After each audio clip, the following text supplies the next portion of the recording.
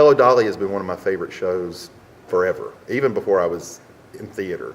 I just like the music from it. I like that, the costumes, the period that it's set in. When I look at a show, the first thing I think about is you got to be aware of your talent base that you have to draw from. Each show has a unique set of talents that are needed. And if you don't have somebody that can tap dance and you've got a tap dancing show, then you're out of luck. So you have to look at your talent pool. We're fortunate here in New Bern that we have got tons of talented people. This is one of the most talented communities I've ever seen. It rivals much, much, much bigger cities as far as its talent pool. The other thing you look at is you look at your theater. You look at what your capabilities are technically. What do you have available that you can use technically?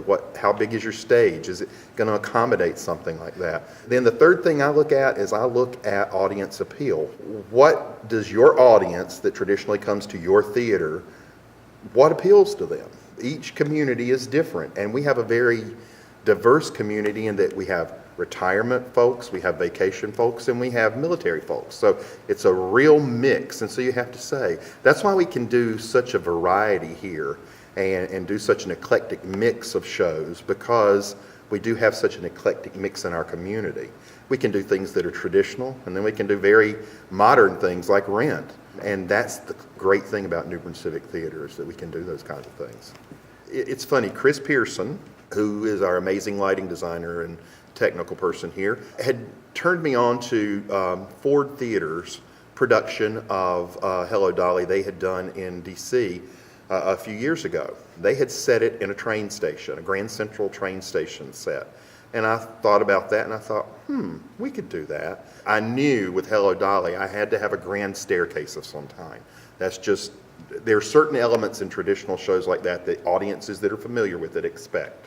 And they expect Dolly to be in the red dress with the red feather headpiece. They expect the grand staircase and the whole thing. That's when I looked at, okay, our stage dimensions and thought, okay, we can put a platform on it. We make the platform high enough, we can actually store props under it. Then came, okay, well then we can fly this in and we can drop that. And that's sort of how it came to be. It sort of was sort of thinking about what you had to work with, you know.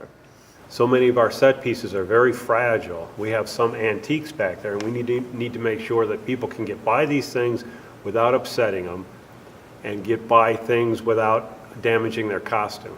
I see the number one thing a stage manager has to do is make sure that the environment on the stage is safe for the actors. They come off the stage, they're temporarily blind because of the stage lights. They can't see when they step out into the dark.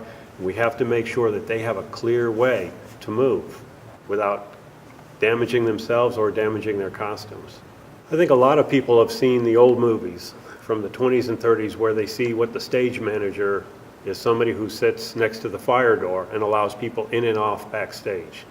And they don't realize that the stage manager has to be concerned with the condition of the sets and the condition of the stage and starting things and moving things along. The special effects, they have to work with the technical people on the special effects.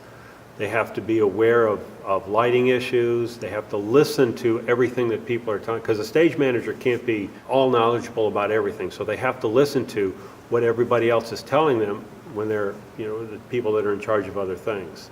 These are the menus that we use during the Harmonia Garden scene.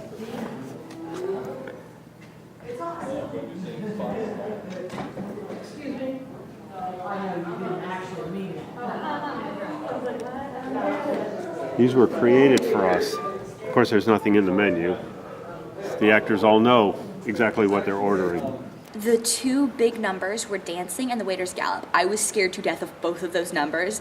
I procrastinated in teaching them because they were the last things I choreographed because they were such large numbers. I know dancing, I was stumped for a long time because I do have some ballroom experience, and my brain immediately went to waltzing in a circle, and then I realized you can't do that on a stage because you don't have the space for it.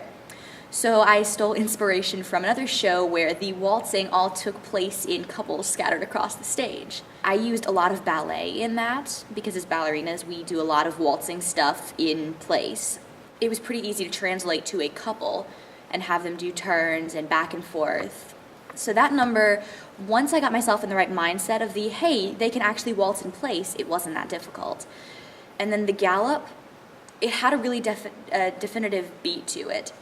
So it was something that I realized I could take, again, a more actual dancing experience, and I threw in a lot of different men's ballet steps that I was able to kind of sort of simplify for them, which turned out looking like waiters and having that energetic, chaotic, almost clumsy, but still organized feel to it.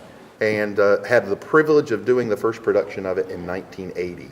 That was the first time I was in it. Played a waiter, fell in love with it.